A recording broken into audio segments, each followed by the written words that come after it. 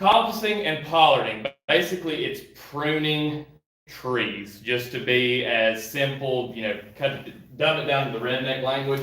And the way that I always remember it is a way that I learned from a book, and it seems to be the simplest way to explain it. We're going to do like a little stump here, right? And we've got stuff growing out of the stump here, little shoots. This right here would be at about the height, maybe right at the ground or about a foot off the ground, and it's going to be at the browse height of animals. Okay, so but then when you do a pollard, because they were really around the world made to feed animals more than anything. These are good. This is a very crude representation, but you'll get the idea. This is going to be above the animal's height, and we're going to just draw a little. We're going to do a turtle because that's about all I can draw. So we're feeding Galapagos tortoises here. So you've got at the animal's browse height and then above the animal's browse height. So you're going to cut stuff up high. If everybody in here seen Harry Potter before? Yeah. The Whomping Willow is an excellent example of a pollarded tree. So what you're doing is you're going to cut the tree during the dormant season, whether you're going to cut it at the browse height of the animal, or you're going to cut it at the above the animal's browse height. You're going to do that during the winter time. That's to start the coppice or the pollard. And you want to do it at that time because that's when the tree's dormant, especially if you're doing something like mulberry. Mulberry is a very popular feed source for all kinds of animals, and you want to make sure that you cut them in the winter because they are heavy bleeders. And if you cut them during the spring or summer, they're going to bleed out more than likely. I'll get to that here in just a minute when we talk about making tree hay. But you want to cut them during the dormant season. It's been done all over the world. We're really just rediscovering it as a technology because it does technically count as a technology. Well, I think Alan would agree on that one. It does technically count as a technology, even though it doesn't have any microchips. But it's a lost technology. People used to do it everywhere, and then it kind of fell out of favor because it grows a lot of bushy growth. But if you look back in like the Neolithic period in Europe, people used hazel a lot in coppices to make hurdles. You've probably heard of that term before. What it is basically just making almost something about the size of a sheet of plywood, but out of wands. So it's little, finger size to sometimes a little bit bigger than that. Sticks that are woven together like a basket to either put daub on, you do wattle and daub, or to make tracks to cross swampy areas, and also feed for livestock. So you got a ton of uses for the various products that you get from Coppice and Pollard. Now, you're really only going to get two products, and it's either wood or leaves. And depending on what it is that you're wanting to do, you're going to get either a larger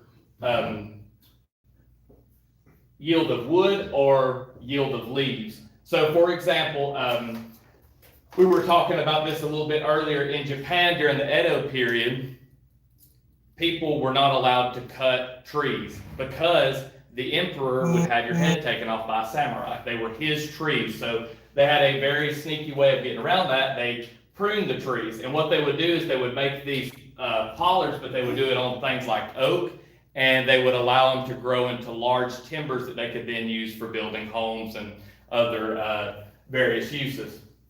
So on a wood side, you're looking at anywhere from about 10 years. This is just, estimates depending on what it is that you're wanting to do with the wood. 10 to 50 years they would do on wood products. So they want to get something out of it for building.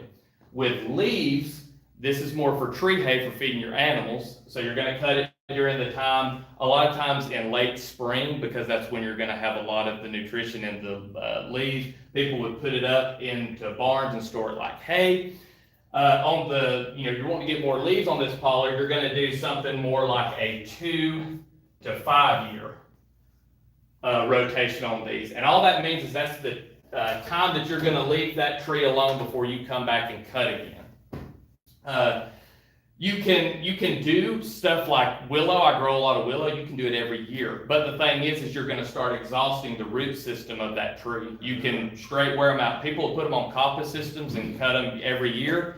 And within like 20 to 30 years, which is still a long time, those trees just die and you're not getting the best yield out of them. So you really want to give it a time to rest so that way the tree you can think about it like money, putting money back in the bank, into the roots. And that's pretty much all there is to it. It's extremely simple, but there are a lot of nuances when it comes to this technology that we're just rediscovering. I've experimented with a lot of stuff with oaks, poplars, willows, and with mulberry as well, because those, besides oak, of course, are great feedstocks for your livestock. But just like with the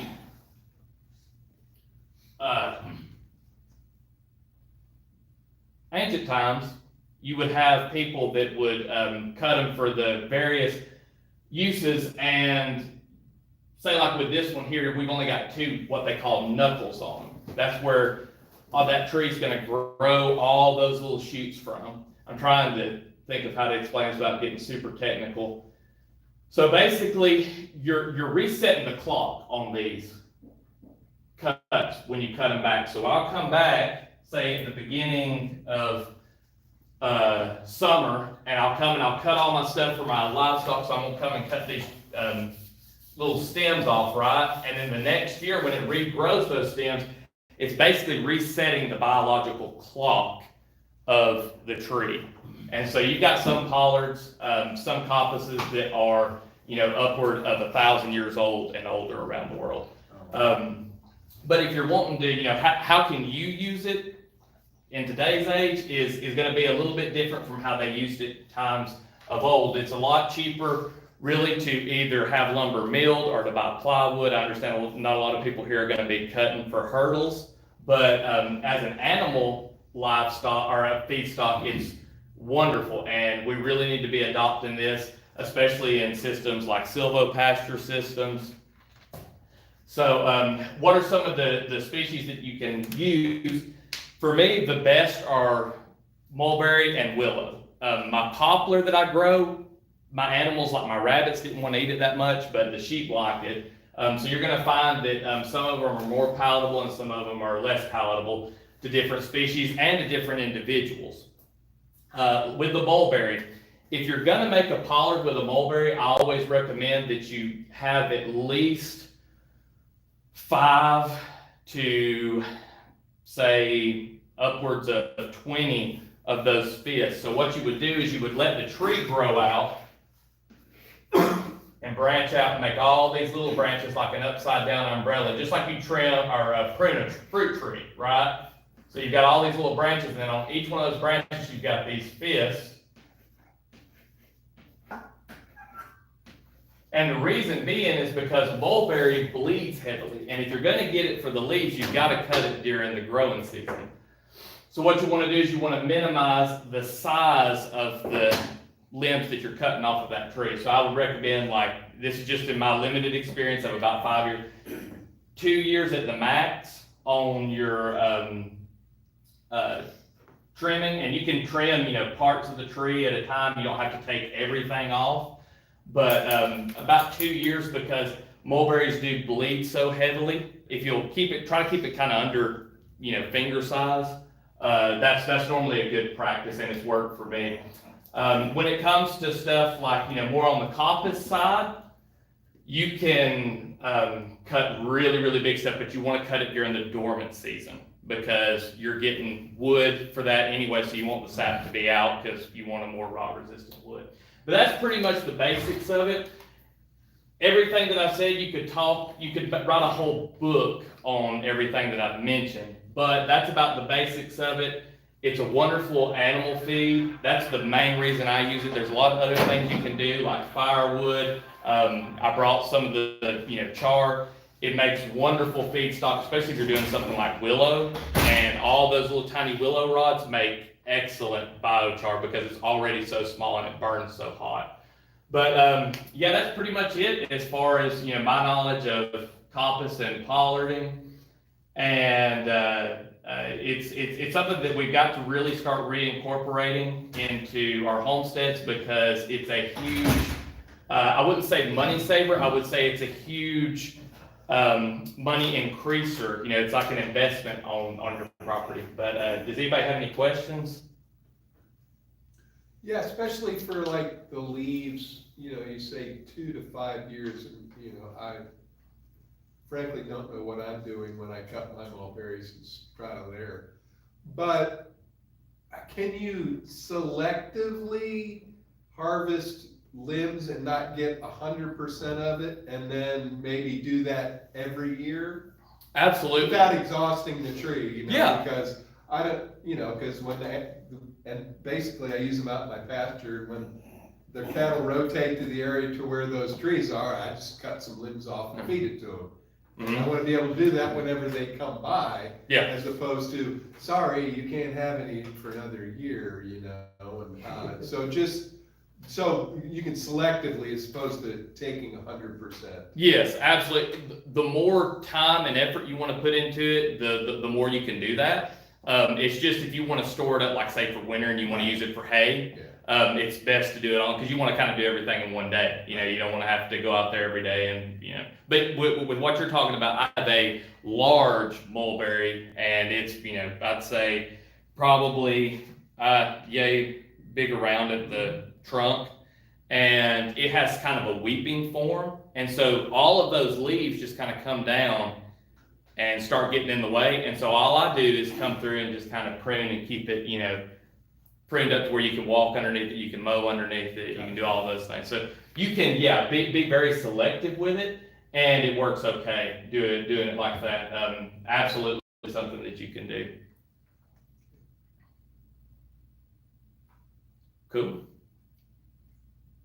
What about the coppice method? Is that mainly going to be for just creating, harvesting the wood off of it, and then you get the byproduct of the leaves every now and then? You can do both. Yeah. So like when we're talking about the browse height, what you would do a lot of times is in a coppice system, you would have, like John rotates his pastures with his cattle.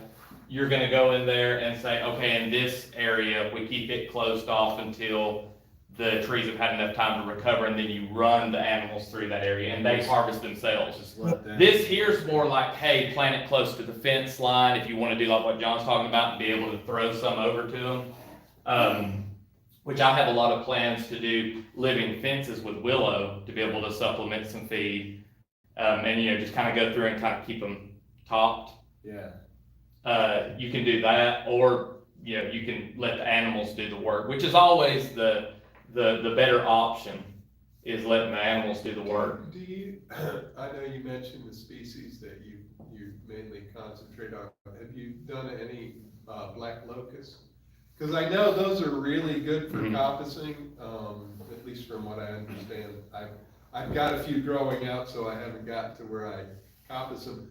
But they're so prolific with their sprouts that I guess old homesteaders used to use them for like broom handles.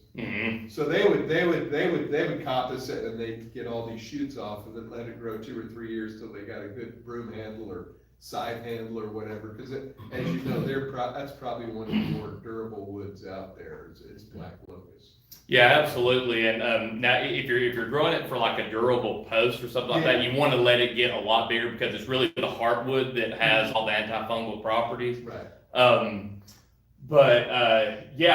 Black locust can be used. I want to say it's dangerous for horses, but other than that, I think it's safe for most other animals. You just got to really check on every species. Like if you got cows or you got sheep or you've got rabbits, you say, go and type into Almighty Google, like, hey, can cows eat black locust? And you just want to check those species, because you've got, for example, Oh, I'm trying to think of the name. Mimosa trees. They're everywhere. They're invasive here. They're all over the place. I was feeding some mimosa, and my sheep love it. It's a really good high protein. It's a legume and grows like crazy. So I've done some pollarding with it and fed it to my animals. But I noticed that when I had my rabbits, that there were certain rabbits that didn't like to eat it, and so I would only feed it to some of my rabbits. And then I found a guy that was on YouTube that was an herbalist, and he was talking about how it's a very good medicinal, but to some people it actually makes like a burning in your throat. So, and I don't know, they haven't been able to, I haven't seen anything that's like, okay, here's the scientific study that says this is why this does this. Gotcha. But it's very common. It's about 50% of people will drink like a mimosa tea or an extract or whatever, and they have that burning itchiness in their throat. So I figured that the rabbits probably had it too, or certain animals. So you want to always be careful and do a little bit of research. And if you can't find anything, I had a buck one time of my rabbits that was the royal taster. So, but just a little bits at a time, not like I was, trying to kill him, but it's like, hey, this says it's safe, but let's see how he reacts to it and make sure there's no bad reaction. See how Mikey does. Yeah, see how and then we'll let him, let everybody else have some. But, excellent question on that. So, and I've got trees here tonight, if anybody's interested, of just the willow and poplar. And they're some of the best for Coppice and Pollard. And I was actually this afternoon just doing some of that because I owed John some cutting. So, yeah. Anybody else? We all good? Good, man. All right. Well, thanks, guys. Thanks, Lloyd.